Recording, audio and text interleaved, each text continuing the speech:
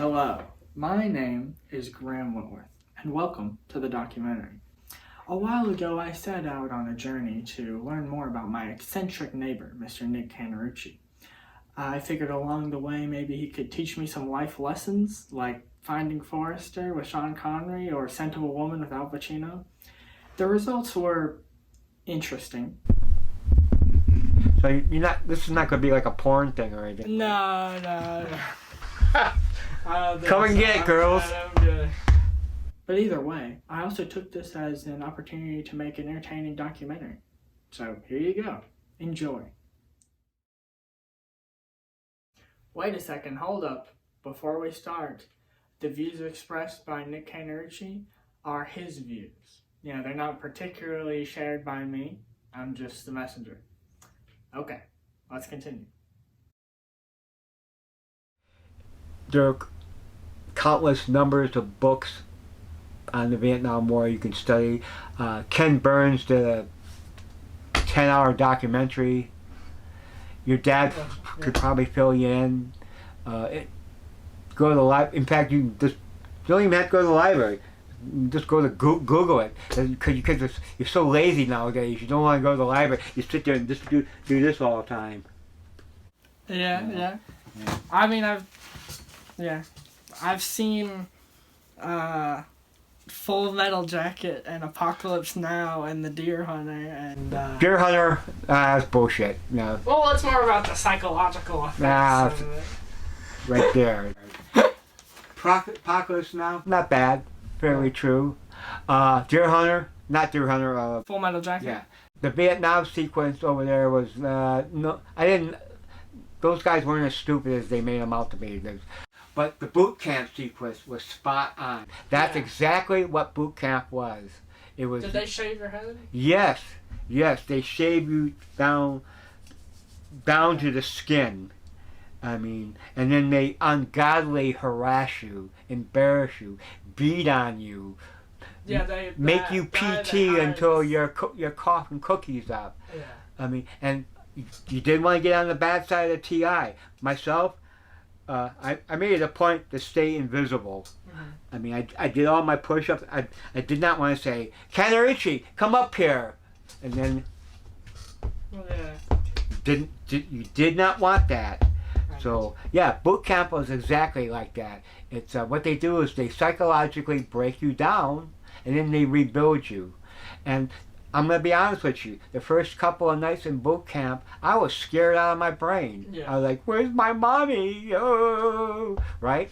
But by the third day, I realized that wait a minute, man, they're just playing with our minds, and it was no different than my neighbors giving me some grief sometimes, I just let the insults and everything go in one ear and go out the other. All right, we are right now headed to Nick Canterucci's art show. It's at Drew's, which is a gay bar. I'm here with my parents right now, so that'll be good. I'm very excited. Yeah. Tell me about your childhood, like growing up. What was that like?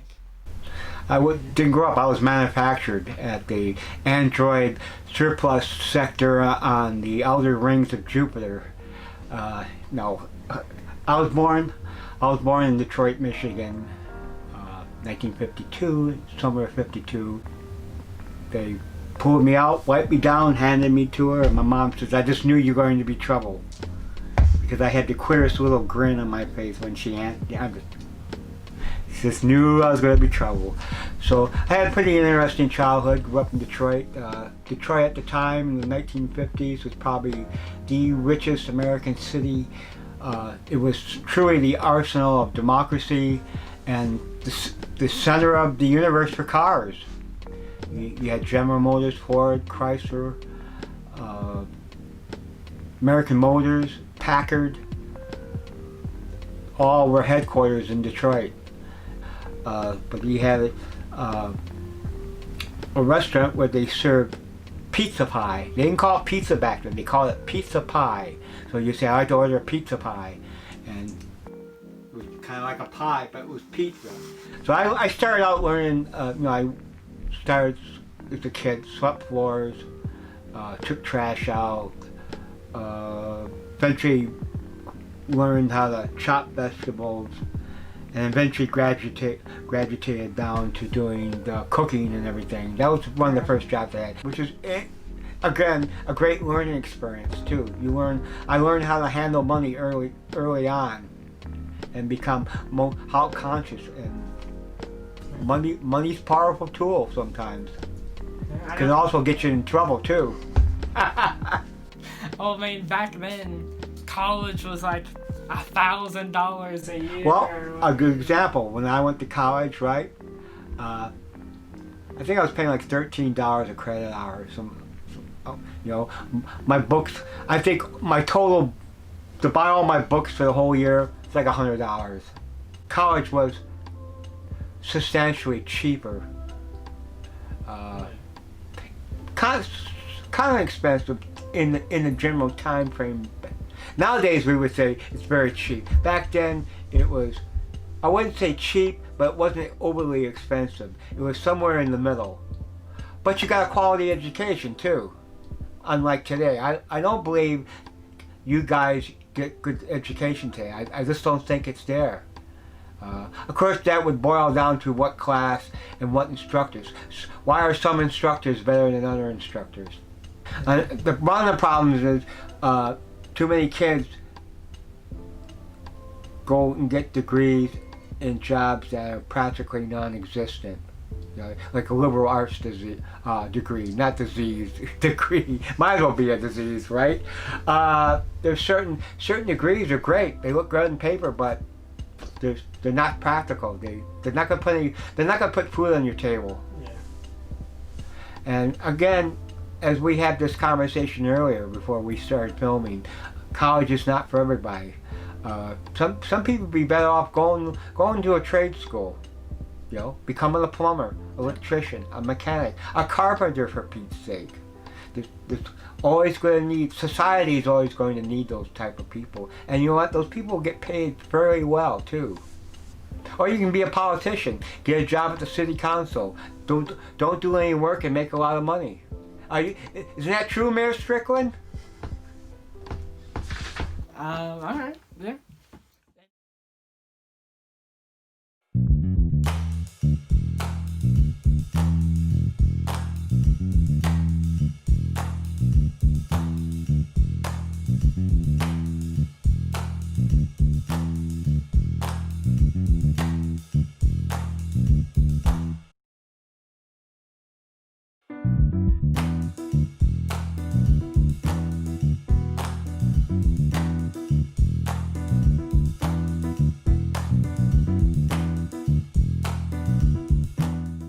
So yeah, we got there, and there was all sorts of artwork there done by a bunch of different people, including Nick.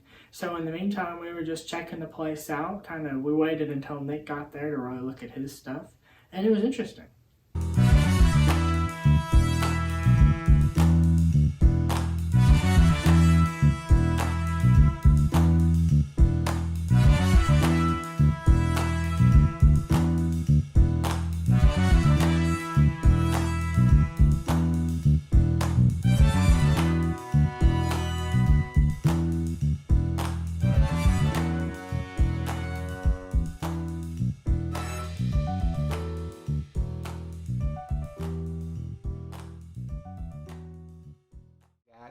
An opportunity came for a full-time job at FedEx, so I took it, and went through the ranks. Started out as a handler, and then became a team leader, and then a ramp agent, and got into management, and then I retired last year. I did 30 years and got out, so I'm retired. But I worked at the FedEx hub for many, many years, and then I worked in the Cincinnati hub for a while, and then I worked out on the East Coast, and then I did some time in Europe at the various hubs in Europe, and then I rotated back to the mother hub there, which would be the Memphis World Hub. Is it true that you were an assassin for the government? No, I don't know where you heard that. That's Is that what you talk about? I'm unaware of any such designation or a quiet type job, but if it was to be asked you again, I would deny all knowledge of such activity. Okay, alright. So you weren't an assassin for the government? I worked for the government. Assassin? I don't know. That's a kind of a broad word. I mean, you know, draw your own conclusions. You know, I'm a combat veteran, sure.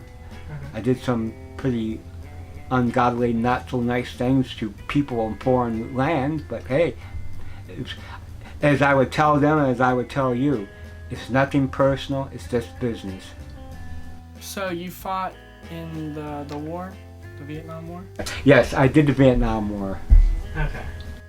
Is there any like experiences you can tell me about from the war? Yes, most of the experiences would not be good-natured. The war helped mature me a lot faster than I needed to be matured. And it's actually, they still should have the draft, because I think it's needed, and it teaches young men and women the responsibility of being a citizen. It's something everyone needs to do. Serve your country. Now, if you don't want to serve in the army, you know, you can get a hospital job or something. Something you have to serve. Well, anyhow, to make a long story short, I got drafted by the Army, and they went to sign us out down there, and before they swore us in, they said, "We have any volunteers from the Marine Corps?" Of course, nobody in their right mind wants to join the Marine Corps unless they're gun-ho. Yeah. I was not gun-ho. So they said, you, and they go, you. Yeah, you. Yeah. And I'm kind of like slinking down, right? Welcome to the Marine. I go, no, I don't want to go in the Marine Corps. I want to take the test for the Navy or the Air Force. You have to. I said, okay, you can take the test, but you better pass it. If you don't pass it, your ass is mine. You know, that type of mentality. So I went upstairs, took the test.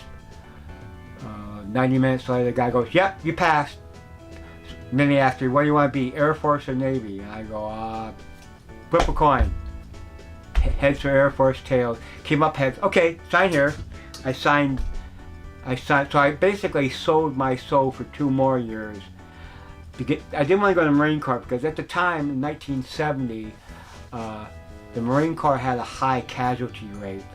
I think of 6 out of every 10 draftees were coming home in body bags, and you know, that just didn't seem like very much fun for me. Yeah.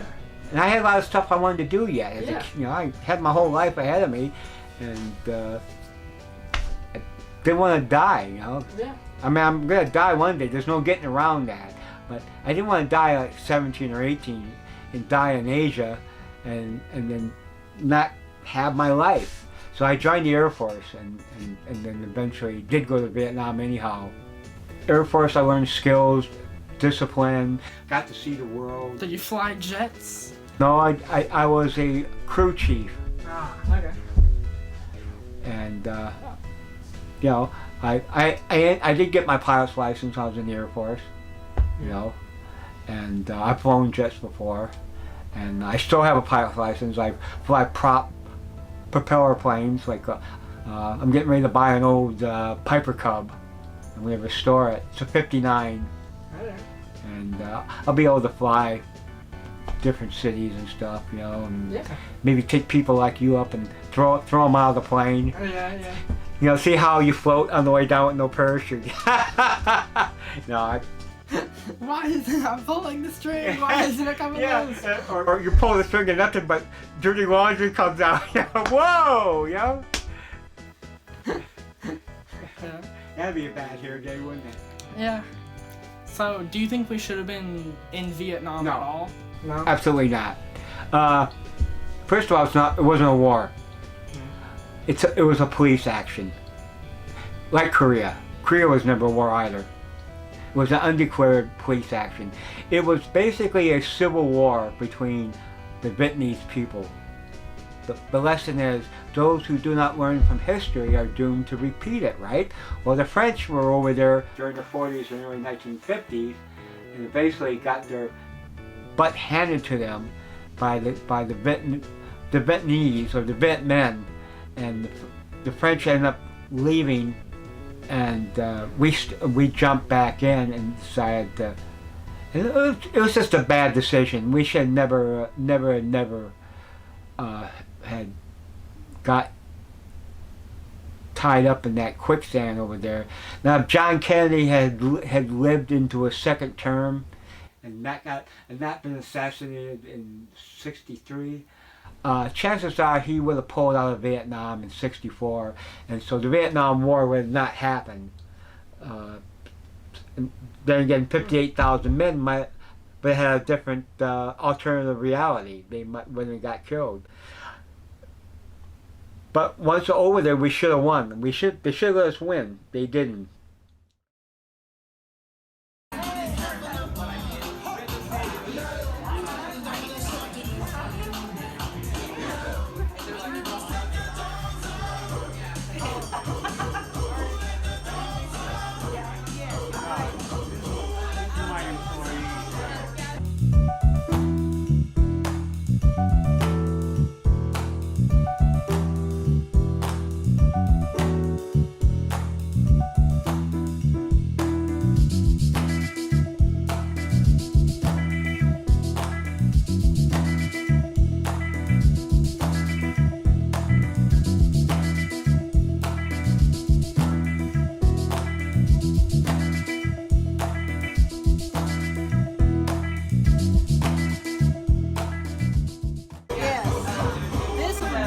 For the lady that owned Java Cabana, and that was a kind of memorial to her.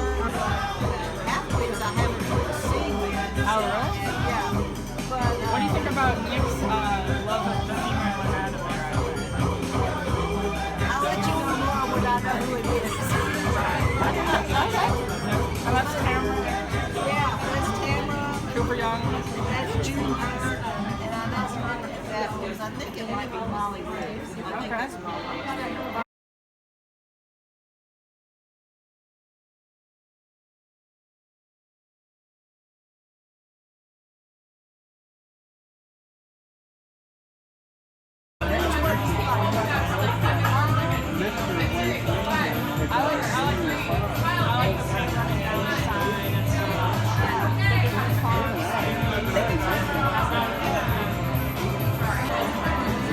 There seems to be some symbolism here with the world being lost. Yes.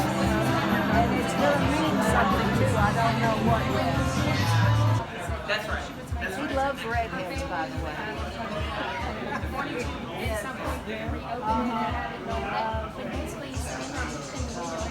studies art books to learn art. He didn't go to class. So he's got a whole library for him. Led Zeppelin, Oh, wow. The Who. The Who played in my high school, Around what year? 1967. Okay. $3. Wait, they played at your high school? Yeah. Played in the gym. Saw Henry. Oh, Jimi Hendrix was just all right. In fact, his mama went to go see the Monkees with him. Oh. So anyway, Hendrix opened for the Monkees, and after Hendrix played, Nick was not even interested in seeing the Well, what Monkees. happened was I saw Henry play, and which was kind of surprising because most black musicians I knew at the time were blues guys and jazz, right? Yeah. You see this guy out there doing this crazy rock and roll, right? And then after they got off the play and got off the stage, and I looked at my brother and I go, fuck the Monkees. And my mom goes, bam, hit me over the head with a curve.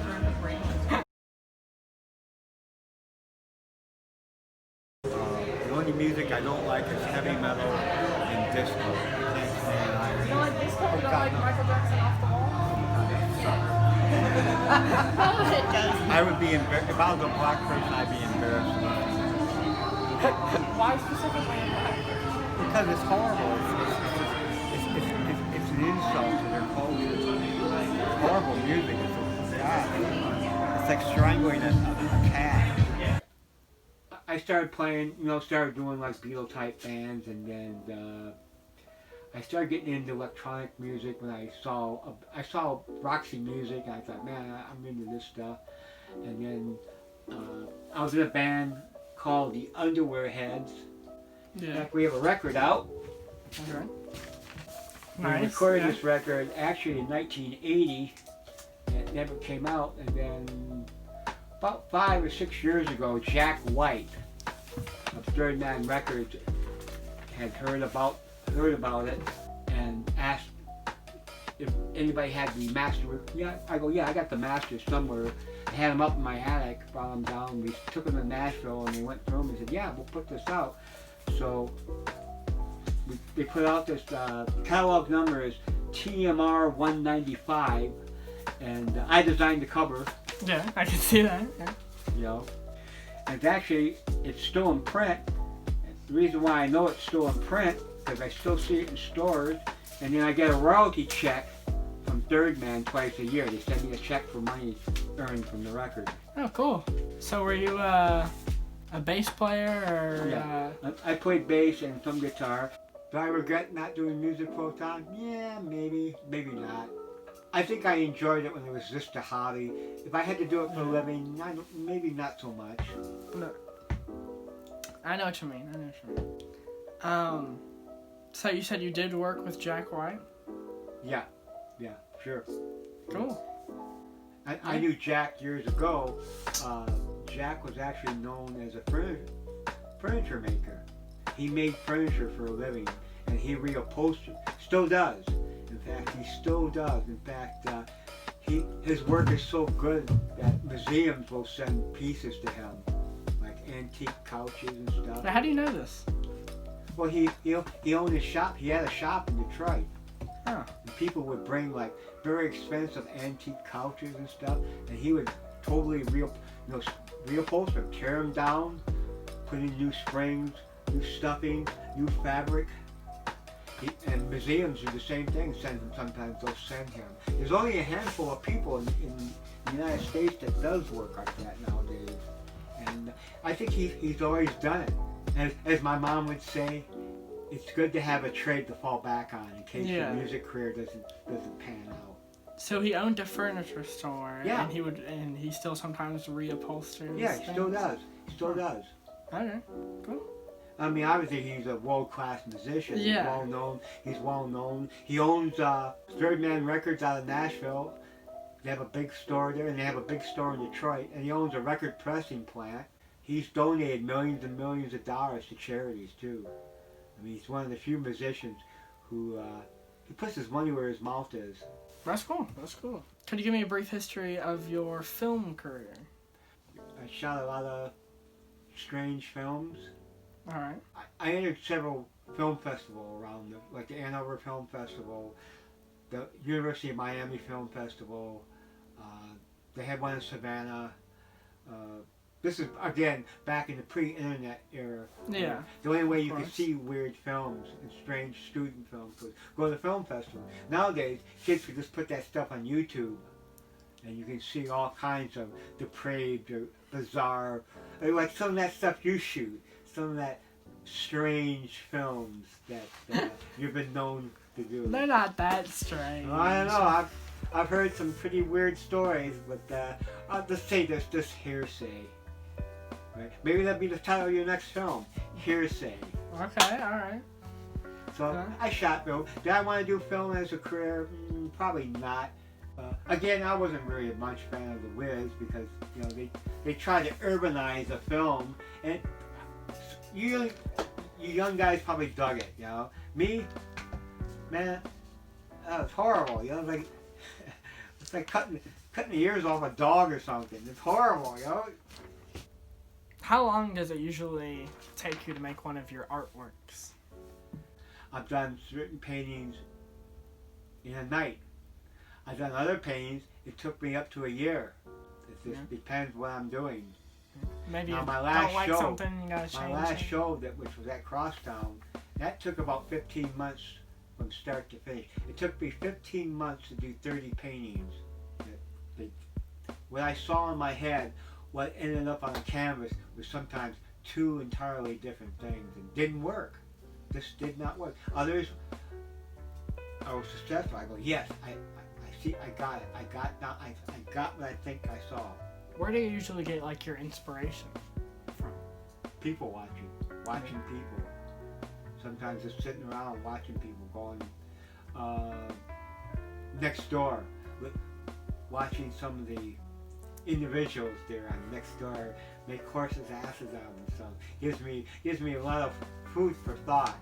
Or books. I read a lot of art books and stuff. I go to shows. I go to art shows all the time. And sometimes I'll see some pieces. That's when I think I've seen every good piece.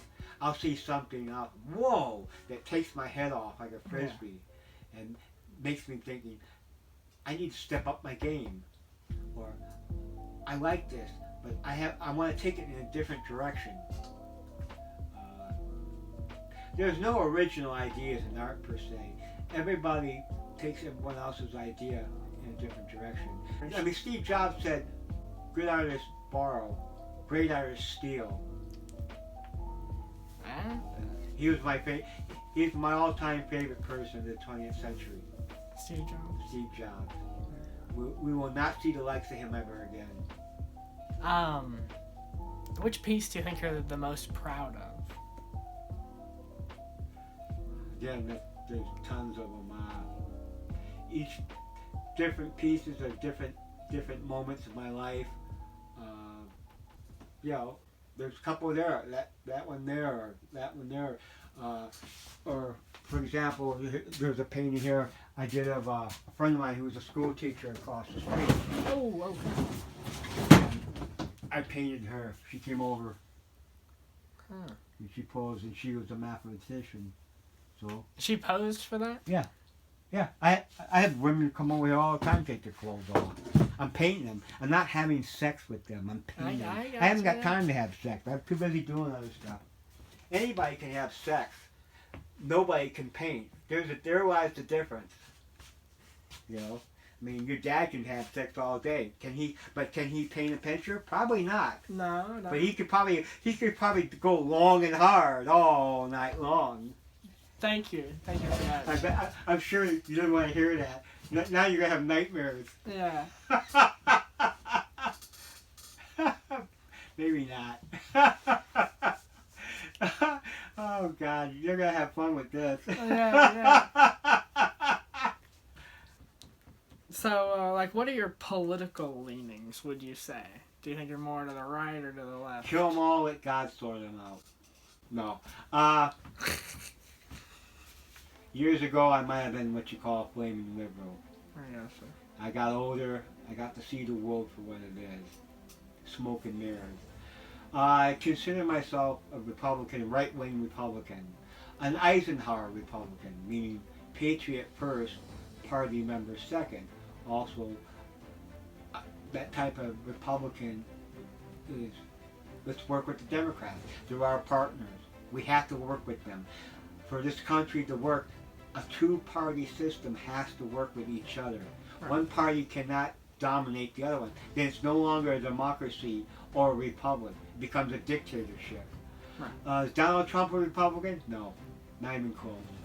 He's a businessman. He just happened to run as a Republican because he saw how easy it was to beat Jeb Bush. When he took the nomination from Jeb Bush, it was like taking candy from a baby. Easy.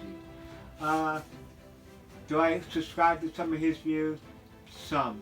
Mostly not. Because, first of all, I wouldn't do the stuff he does, like tweet stupid stuff all the time. Yeah. I mean, he just says, now some of that too, I think he does that just to get people going. And also, I think he does some of that stuff is to throw people off the chase.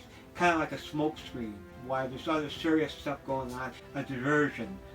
Get people off the scent, thinking that, look, Donald's tweaking about the lack of Twinkies in the supermarket, right? When the real issue is we got tax problems, whatever. He's throwing people off the scent. The tax structure needs to be revised. You have too many corporations not paying their fair share of taxes, you know. And then John Q. Public, which would be yourself, my dad, your dad, me, my wife, your mom. Well, we have to pay taxes. Your dad pays some serious tax. I pay serious tax. Do you think we should tax the rich more? Yes. Yeah. Yeah. Even though I'm technically rich. But I don't have a problem. I don't have a problem paying my fair share. I got you. Because you have to have taxes. Taxes pay for the infrastructure. It pays for those roads. It pays for bridges. It pays services, garbage, police. You know? I hope you enjoyed. I had quite an interesting time talking to Nick Canterucci about his different experiences and views, and it was nice to go to the art show where I got to discuss his work with other people who seemed to appreciate it, and I also got to meet some other cool artists and see the stuff they had been working on. Thank you for watching, and goodbye. Yeah. I'll be interested to see it. I'm sure it's gonna be fun. Yeah, me too. I'm excited. Well, I hope I met your expectations. Yeah, of course. You know, well, sometimes it doesn't work out that way. You know, you're all fired up, you do it, and then you talk to somebody, and they're like, "Yeah, well, you know, sometimes things are not what they seem." I know what you mean. Then again, sometimes you look at someone and they turn out to be wilder than they are.